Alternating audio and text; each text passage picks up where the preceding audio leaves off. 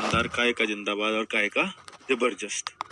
बच्चे, आज बहुत बड़ा आंदोलन जिसकी शुरुआत आप लोगों ने कर दी है और मेरे लिए भी बच्चों के मन में बहुत सारे सवाल हैं कि मैं संडे में लाइव आकर के और फिर उसके बाद लाइव ही नहीं दिखाई दिया, उसका क्या कारण है। तो उन सब बातों पे बात करेंगे और आरडब्ल्यूए पर जो एक कार्यवाही हुई है और जो टीचर्स अपने या तो घरों में कैद कर दिए गए या अपने घरों तक ही नहीं पहुंचने दिए गए, लगातार छापे मारती रही पुलिस, इसका क्या कारण था, तो वो सारी बातें मैं करूंगा। और दूसरा बच्चों कि आप लोगों के लिए अब री एग्जाम की क्या क्या उम्मीदें चल रही हैं और आपको अभी ये आंदोलन कितना और चलाना पड़ेगा और फिलहाल आंदोलन से क्या अपडेट है और क्या अब मैं खुलकर बोल पाऊंगा इस चैनल पे या नहीं, इस बारे में भी बात करेंगे। बहुत सारे सवाल आपके मुझसे होंगे और हो भी क्यों नहीं, क्योंकि बच्चों हम ही तो आपसे इस एग्जाम के लिए जुड़े हैं और इस एग्जाम पर भी अगर हम नहीं बोले या हमें दबा दिया गया तो फिर कोई अर्थ नहीं है ना।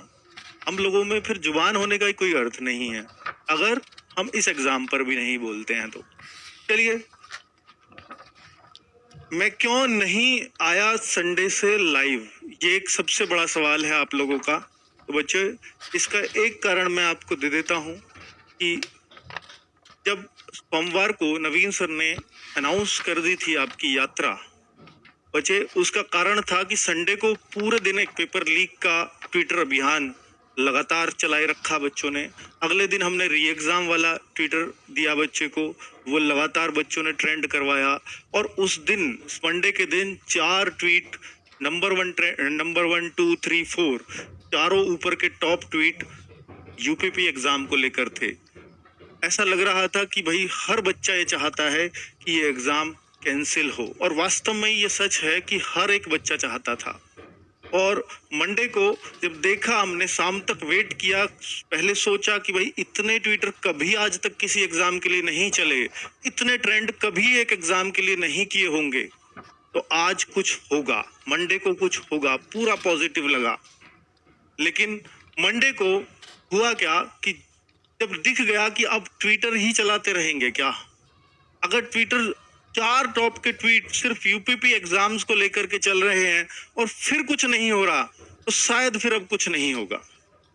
फिर मंडे को एक स्टेप लेना पड़ा, पूरा बच्चे, चाहे नवीन सर हो, राहुल सर हो, उसमें ममतेज सर हो या उसमें कोई भी सर हो, नीरज सर हो, उन चारों टीचर्स को उस वीडियो में मैंने उतारा और वो चारों टीचर्स जब उस वीडियो में उतरे और पैदल मार्च का जो उन्होंने प्रण लिया था, नवीन सर ने पहले से एक प्रण ले रखा था कि अगर बच्चों के साथ अन्याय होगा तो मैं लखनऊ तक उनके लिए जाऊंगा।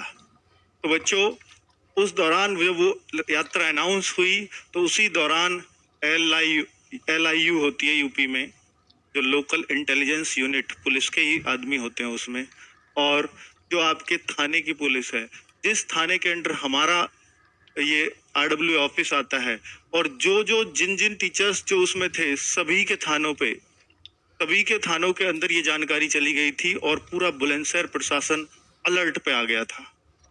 और बच्चों, उसी अगले दिन उससे सुबह, क्योंकि 6:30 बजे शाम को वीडियो बनी और सुबह मैं बिल्कुल अपने यहाँ थाने पे मुझे बुला लिया गया और मैं वहां बैठा था तभी से। और बच्चों, वहां बैठ करके हालांकि ऐसा नहीं है कोई दुर्व्यवहार किया गया, कुछ भी किया गया, लेकिन वहां से जाने की मनाही थी और ये दिखा दिया गया था कि भैया आपके ऊपर तो केस ही होगा, 100%, इसमें कोई सवाल वो है ही नहीं। जितने भी आपके टीचर्स है इन सब पे होना ही तय है और अगर आप इसमें से पीछे नहीं हटे, चलो इसके लिए हम तैयार थे, केस होगा, होने दीजिए, कोई बात नहीं, क्योंकि जो हमारा मनसा थी, जो हमारी लड़ाई थी, वो साफ थी और अच्छे काम के लिए थी, साफ दिल से थी। कोई बात नहीं, अच्छे काम के लिए अगर केस होता है तो क्यों डरना है किसी चीज को। उससे जब नहीं दबे तो इन्होंने एक ही बात बोली कि भाई बच्चे जो हैं उन पर FIR होंगी, 100% होंगी। और उससे पहले संडे को आपने अमरोहा वाला केस सुन लिया होगा, 16 बच्चों पर FIR हुई थी, इसीलिए क्योंकि वो रैली में, यात्रा में थे। और बच्चे उस वजह से जब देखा और इनके जो प्लानिंग थी, सुबह 6 बजे से वहां PAC और वो जहां से यात्रा अनाउंस हुई थी, पूरा प्रशासन वहीं पे खड़ा हुआ था, क्योंकि नवीन सर छुपे हुए थे। बाकी सब टीचर्स को तो कैद कर लिया गया था, राहुल सर हो, नीरज सर हो, वो घर में ही थे और हाउस अरेस्ट या आप कहिए नजरबंद, उस तरह से थे। ठीक है। लेकिन नवीन सर छुपे हुए थे, तो प्रशासन जो है उनको ही ढूंढने में लगा हुआ था। तो उनके गांव में, उनके घर पे पुलिस रात को सोई है उनके घर पे। लेकिन नवीन सर ये थे कि मैं इस यात्रा में पहुंचूंगा और किसी भी हालत में पहुंचूंगा। लेकिन वो पहुंचने से पहले इसलिए निरस्त करनी पड़ी क्योंकि उनका जो प्लान था कि भाई अब 10 बच्चे भी इकट्ठे होंगे तो उन पे एफआईआर होगी और उनको इकट्ठा ही नहीं होने दिया जाएगा। सुबह 6 बजे से पीएससी वहां रहेगी, इकट्ठा नहीं होने दिया जाएगा। इट मीन्स जैसे ही बच्चे इकट्ठे, तुरंत उनको भर लिया जाएगा। तो बच्चे इकट्ठे ही नहीं हो पाएंगे, सुबह से अलर्ट रहेगा प्रशासन। तो फिर वहां हमें एक डर लगा कि अगर बच्चे जो तैयारी कर रहे हैं उन पे एफआईआर हो गई तो फिर कैसे होगा? फिर तो अर्थ ही नहीं है ना किसी भी चीज का। फिर तो वो तैयारी भी कैसे करेंगे? वो हमसे ही रोएंगे आकर के। बच्चों पे एफआईआर का रिस्क नहीं ले सकते, अपने ऊपर ले सकते हैं, बच्चों पे नहीं। तो वो प्लान बिल्कुल पूरी तरह से बात करके वो कैंसिल करवाया गया। और ये सोचा गया, विवेक सर भी थे और वहां नवीन सर भी थे, दोनों बातें कर रहे थे आपस में। तो फिर कि एक दिन रखते हैं और उस दिन जो है फिर एक ऐलान करते हैं बच्चों के बीच। तो वो ऐलान किया गया। हालांकि इस दौरान मैं पूरी तरह से सब कुछ देख पा रहा था, सब कुछ सुन पा रहा था, लेकिन कर कुछ नहीं सकता था क्योंकि ऊपर से हमारे ऊपर भी दिक्कतें थी। अब आप समझ लीजिए, मैं बहुत ज्यादा यहाँ नहीं कह पाऊंगा इस तरह की दिक्कतें थी, पर नहीं कर पाए कुछ। तो बच्चे वहां पर फिर उन्होंने जो है उन्होंने इसका अनाउंसमेंट किया कि भाई अब लखनऊ इको गार्डन ही एकमात्र ऑप्शन बचता है। बहुत सारे टीचर्स के दिमाग में ये भी आया कि भाई इसको जो है कहीं और जगह किया जाए, भर्ती बोर्ड के बाहर किया जाए या कैसे भी किया जाए। तो फिर एक निष्कर्ष निकला, नहीं, कहीं भी नहीं करने दिया जाएगा क्योंकि बच्चा भारी संख्या में पहुंचेगा और कहीं भी करेंगे तो बच्चे के ऊपर एफआईआर होने के चांसेस रहेंगे। तो एक सेफ जगह है इको गार्डन। बच्चे भारी संख्या में आएंगे तो सारी मीडिया में वो मुद्दा छाएगा, क्योंकि जब भारी संख्या दिखती है तो फिर सबको झुकना पड़ता है, क्योंकि फिर डिमांड बहुत बड़ी होती है, वो सबको आना ही पड़ता है फिर साथ।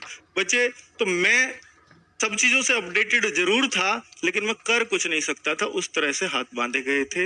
अब मैं यहाँ पर उस सब चीजों को खोल करके नहीं बता पाऊंगा। इतना आप समझ लीजिए कि मेरे मुख से कभी झूठ नहीं निकलता।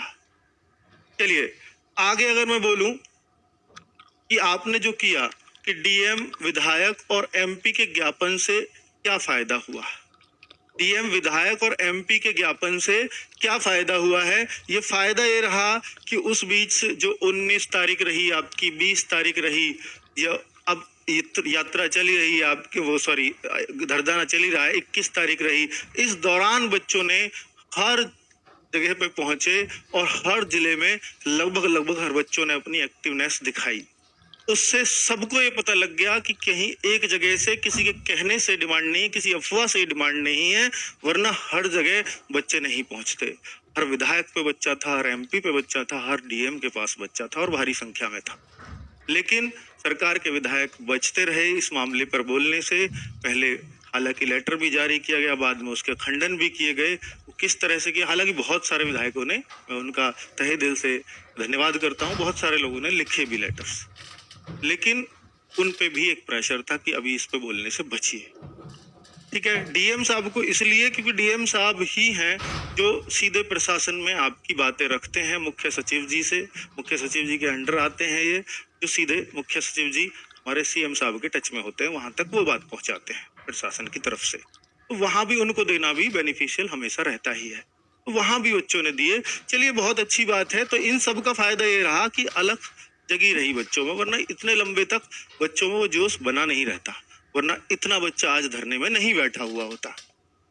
तो बच्चे, पैदल यात्रा क्यों हुई थी कैंसिल, इसका मैंने आपसे जिक्र कर दिया है, क्योंकि बच्चों पे एफआईआर के डर से ये कैंसिल करनी पड़ी थी। अनाउंस इसलिए करनी पड़ी थी क्योंकि ट्विटर से कुछ नहीं हो रहा था। और बच्चे, जब ट्विटर से लगातार 4 टॉप ट्वीट हमारे हों, फिर भी अगर कुछ ना हो तो फिर तो कुछ करना ही पड़ता है। उस तरह की और शांतिपूर्ण व्यवस्था से ये थी, लेकिन वो कैंसिल करनी पड़ी थी शांतिपूर्ण कहने के बाद भी। उन्होंने बोला था कि हाईवे पे यात्रा होने से ये पहले ही इलीगल है और ये तो जाते ही एफआईआर होगी। बच्चों पे एफआईआर की वजह से ये रुका गया था। आगे केवल आरडब्ल्यूए पर ही कार्यवाही क्यों, ये बहुत सारे बच्चों के मन में सवाल है कि केवल आरडब्ल्यूए पर ही कार्यवाही, और किसी पे तो नहीं हो रही, और तो बहुत कुछ बोल रहे हैं। बच्चे एक बोलना अलग चीज है, ट्विटर के लिए कभी कोई आपको नहीं रोक सकता, और कहीं जहां धरने की जगह है आप वहां के लिए बोलिए, कोई आपको नहीं रोक सकता।